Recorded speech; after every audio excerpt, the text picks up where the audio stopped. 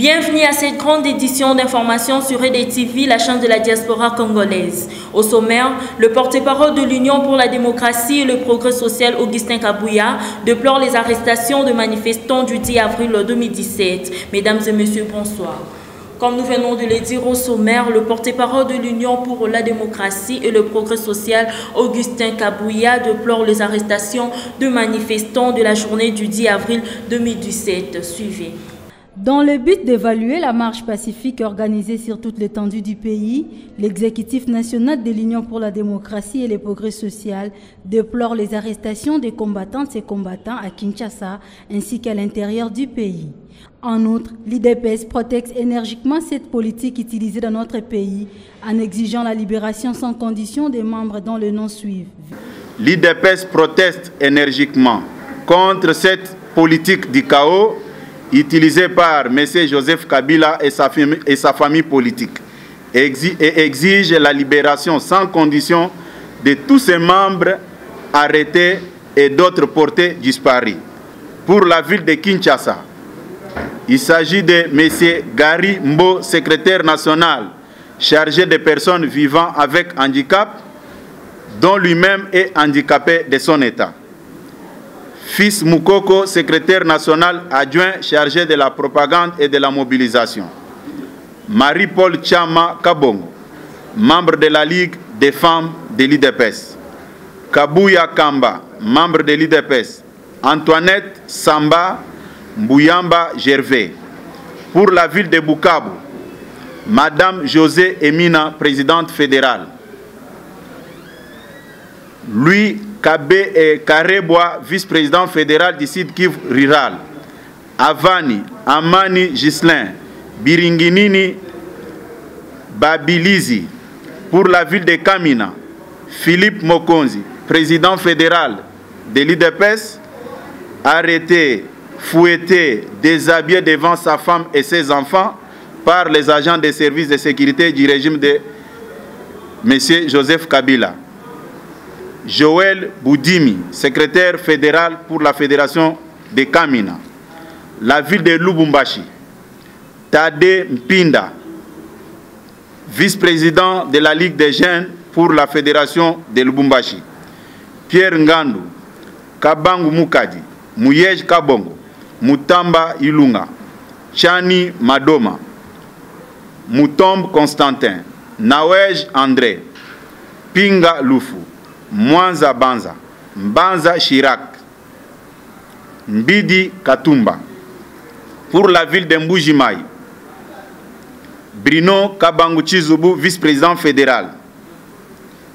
Chibalabala Robert, Ngalula Martin, Chimbala Ngachani, Alidor, Bilomba Lufulwab, Nyungai Omo, Kabanga Kazambai, Bamanai Jacques, Bokase Kamung, Mbanza Kashiba. La présidence de l'IDPS annoncera d'autres actions pacifiques sous paix en vue de faire échec à toute tentative de gouverner le pays par la force et en dehors du cadre édicté par l'accord du 31 décembre 2016, renforcé par la résolution 2348 du Conseil de sécurité des Nations Unies. Concernant le déplacement de Félix Tshisekedi avant la journée de 10 avril, le porte-parole du parti répond. Mais Félix Tshisekedi assume de grandes responsabilités au sein de l'IDPS et au sein du Rassemblement.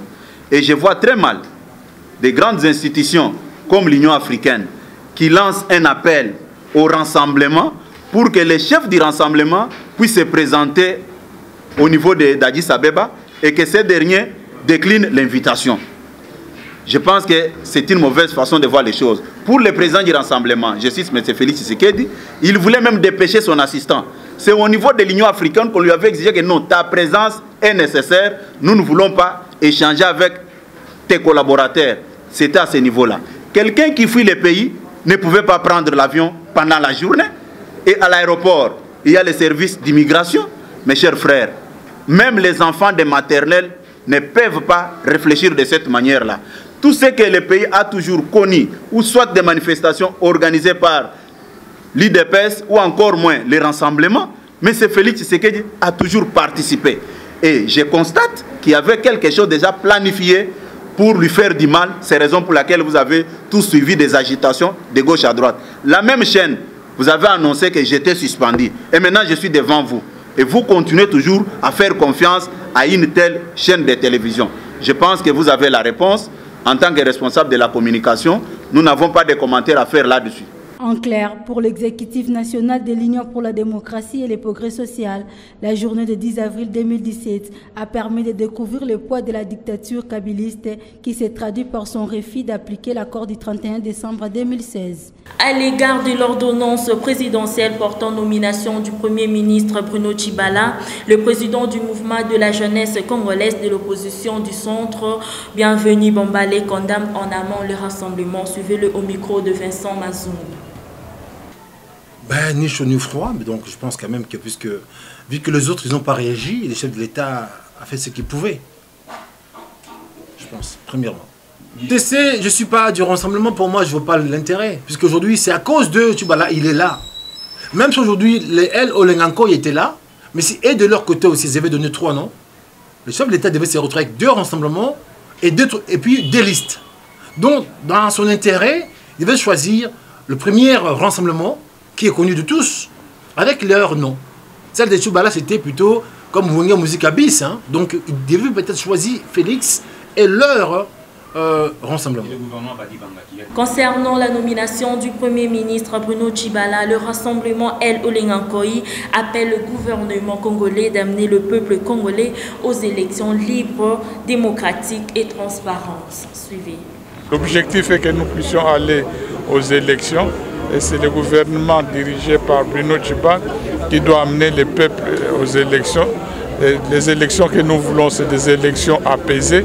Et nous ne pouvons obtenir des élections apaisées que quand nous-mêmes, membres du rassemblement, nous donnons l'exemple. L'exemple, c'est de tendre toujours la main, et d'avoir un discours responsable. Donc inutile d'avoir des discours incendiaires qui n'est pas un discours de rapprochement. Ce qu'il nous faut maintenant, c'est un discours responsable, un discours... Nous devons chercher à mettre l'église au milieu du village. Le représentant spécial adjoint du secrétaire général des Nations Unies en RDC, David Gressly, envisage d'optimiser les forces déployées au Kasaï. C'était au point de presse hebdomadaire de la MONUSCO. Suivez. C'est au cours d'une conférence de presse hebdomadaire de la mission des Nations Unies de ce mercredi 12 avril 2017 que le représentant spécial adjoint du secrétaire général de l'ONU en RDC, David Gressly, a indiqué que la MONUSCO envisage d'optimiser ses forces déployées au Kasaï afin de le rendre efficace. Concernant la nomination du Premier ministre Bruno Tshibala, Charles Bombara, directeur de l'information publique de la MONUSCO, a affirmé que les Nations Unies essaieront de résoudre le problème à travers ses bons offices. Dans la résolution, si vous lisez la résolution dit très clairement qu'elle demande aux autorités de nommer un Premier ministre présenté par le rassemblement. Ça, c'est pas moi qui le dis, c'est pas la MONUSCO qui le dit, c'est le Conseil de sécurité à travers la résolution 2348 qui le dit. Et nous allons nous essayer donc de mettre en œuvre cela avec les bons offices, en parlant à tout le monde, bien entendu à la majorité, à l'opposition, etc. Donc je crois qu'il y a beaucoup de travail à faire. C'est pas facile, c'est vrai, mais c'est notre travail. Nous allons essayer de le faire de la meilleure façon. En République démocratique du Congo, les journées nationales de vaccination contre la poliomyélite ont été lancées le samedi 8 avril, annonce faite au cours du point de presse onusienne. Les journées mondiales de vaccination contre la poliomyélite ont été lancées le samedi dernier sur toute l'étendue du pays grâce au fonds de l'UNICEF. Ce lancement a connu la présence du ministre de la Santé publique. Cette annonce a été faite le mercredi 12 avril au cours du point de presse de la mission onusienne. L'objectif poursuivi à travers ces journées nationales de vaccination est d'administrer 2 gouttes de vaccin polio-oral à plus de 19 millions d'enfants âgés de 0 à 59 mois. Signalons également que l'UNICEF a apporté son appui technique et financier aux activités de communication, mobilisation sociale, chaîne du froid et gestion de vaccins. Le lancement officiel des travaux de construction de l'école Kabinda dans la commune de Kinshasa a eu bel et bien lieu le mercredi 12 avril 2017. Je voudrais saluer l'initiative du gouvernement de la République, remercier le président de la République dans sa vision de la révolution de la modernité, le ministre, en cela tout le gouvernement du Congo, peuple congolais, pour ce bel ouvrage qui va être érigé ici. En fait, le chef de l'État a voulu que les petits Congolais qui habitent le secteur ici étudient dans les mêmes conditions que ses enfants. Donc les enfants qui vont étudier ici n'auront rien à envier à l'école où étudie le fils du président de la République. Ce sera la toute première école ultra moderne de la ville de Kinshasa. Voilà pourquoi nous sommes déplacés. Il y aura un terrain de jeu ici, il y aura un terrain de basket. Le soir seront organisées des activités et une innovation. Il y aura ce qu'on appelle l'école de nuit. L'école de nuit, c'est comme aux États-Unis, c'est comme tous nos enfants ici qu'on appelle communément chélégués, qui n'ont pas le temps pendant la journée. Eux vont être récupérés entre 18h et minuit pour qu'ils apprennent. C'est une initiative extraordinaire. Nous voulons innover dans notre pays. Félicitations, nos courage. Donc je demande donc à tous les jeunes, les parents qui habitent dans les secteurs, de peser de tout leur poids. De toutes les manières, cette parcelle appartient à l'État. À l'occasion de la messe de Ramon célébrée le dimanche 9 avril 2017 au stade Tata Raphaël de la Quiétude, le cardinal Laurent Mosengo Passigna appelle les jeunes Congolais à être les artisans de la paix et de la justice. Bon, j'invite la jeunesse congolaise à être réveillée, à ne pas se laisser emporter par tous les vents, mais aussi de suivre vraiment et faire les analyses de tout ce qui nous arrive avec objectivité. Enlevons les subjectivités telles que moi je suis de telle tendance, mes parents sont de telle tendance, mais vois ce qui est mal, dénonce le mal.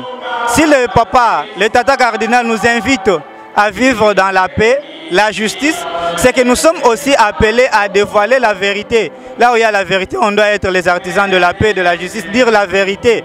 Mieux vaut sacrifier. Mieux vaut être sacrifié pour la vérité que de sacrifier la vérité. C'est la parole de son éminence, le feu cardinal Maloula. Donc, nous devons dire la vérité malgré tout ce qui va nous arriver. Apprenons à dire la vérité, nous jeunes. C'est cela qui va nous permettre à devenir les responsables de demain. Voilà, c'est la fin de cette grande édition d'information. Merci d'être nombreux à nous suivre. L'information continue sur EDTV, la chaîne de la diaspora congolaise.